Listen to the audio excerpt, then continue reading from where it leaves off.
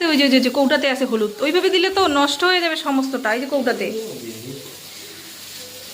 Guys, আমার husband আজকে রান্না করে খাওয়াবে তো আমাকে, তাই হলুদের পুরো প্যাকেট ঢেলে দিচ্ছিল। কি কি রান্না করবে একটু বলো। ও আজকে হবে ভেজ ডাল। এই যে সবজিটা ভেজে নেওয়া হচ্ছে। ভেজ ডাল না, অ্যাকচুয়ালি ডাল পেঁয়াজ দিয়ে মুসুর ডাল করা ছিল।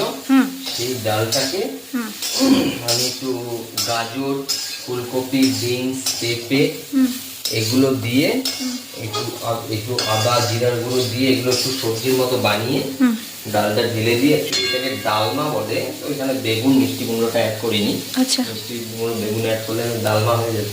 উড়িষ্যায় ফেমাস পান্তা ভাত ডালমা, এখানে যে ডালমাটা ফেমাস। ওকে, আর আর আর কি হবে?